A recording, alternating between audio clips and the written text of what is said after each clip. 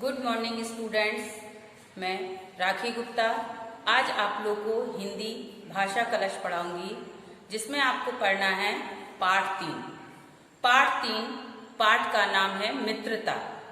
जैसा कि बच्चों आप लोग जानते हो, हर व्यक्ति को जीवन में एक अच्छे मित्र की जरूरत होती है, चाहे वो पशु पक्षी हो या मानव हो, सभी को अपने एक मित्र की आवश्यकता होती है। चलिए इस पाठ को पढ़ते हैं। हमारे देश में ज्ञान विज्ञान की ज्योति हमेशा जलती रही है। हमारे पौराणिक ग्रंथों में बहुत सी ऐसी कथाएं हैं जो हमें प्रेरित करती हैं।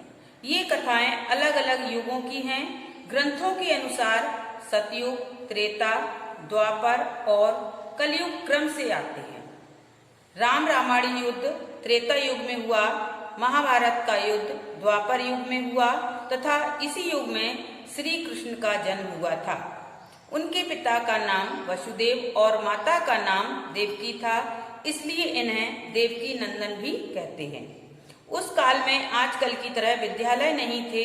जंगलों व वनों में आश्रम होते थे। गुरु वहीं रहते थे। प्रकृति के सुरम्य वातावरण में भी अपने शिष्यों को ज्ञान प्रदान करते थे। तो देखिए, प्राचीन समय में क्या होता था कि गुरु और शिष्य की परंपरा बहुत घनिष्ठ होती थी। मतलब गुरु जो आदेश देते थे, शिष्यों का उनको पालन करना उनका कर्तव्य होता था और वो पूरी लगन और निष्ठा से उनके कर्तव्य आदेश का पालन करते थे। लेकिन आज समय बदलता जा रहा है, ऐसा नहीं है, क्योंकि इसमें सम्मान की कहीं ना कहीं कमी होती जा रही है। इसलिए अगर हम अपने गुरुओं का सम्मान नहीं करेंगे तो कहीं ना कहीं हमें भी इसके लिए दोषी माना जाएगा। उस काल में आज की तरह विद्यालय नहीं थे। जंगलों व वनों में आश्रम होते थे। गुरु वहीं रहते थे और प्रकृति मीन्स होता था कि उनको अगर उनको ईंधन खाना बनाने के लिए ईंधन की आवश्यकता होती थी तो शिष्य ही लकड़ियों को वनों से काट करके लाते थे और उससे इकट्ठा करके फिर वो भोजन बनता था, सभी खा। मतलब ये नहीं होता था कि हमें सब कुछ बना बनाया मिल जा रहा और हम बैठ के खा रहे, उसके बाद हम उसका सम्मान भी नहीं कर रहे।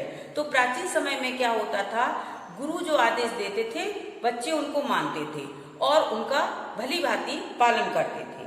गुरु संदीपन अपने आश्रम में शिक्षा दीक्षा दिया करते थे। इन्हीं के पास श्री कृष्ण और सुदामा भी शिक्षा प्राप्त करने आए थे।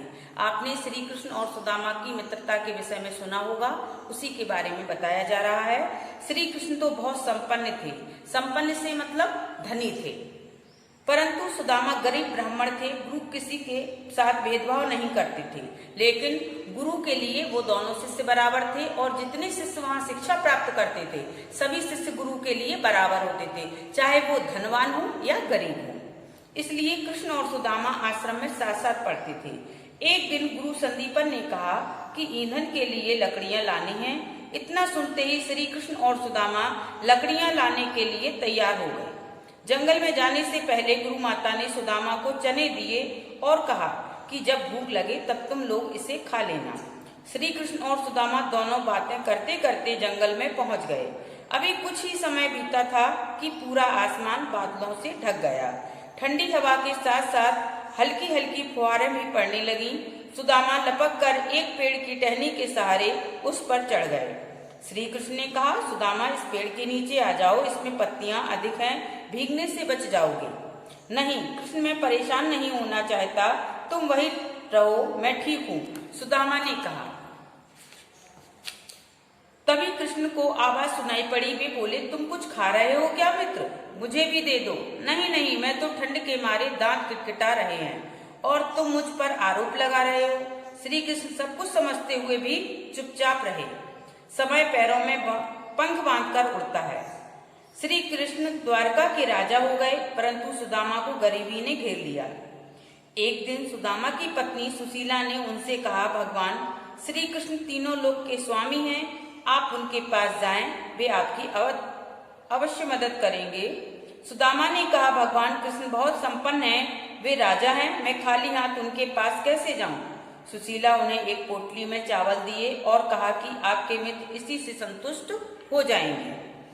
जब सुदामा द्वारका पहुंचे तो द्वारपालों द्वारा सूचना मिलने पर भगवान स्वयं दौड़े दौड़े आए उन्होंने अपने मित्र सुदामा को सिंहासन पर बैठाकर पांव धोए, उनकी खूब सेवा की और हमेशा के लिए उन्हें संपन्न बना दिया।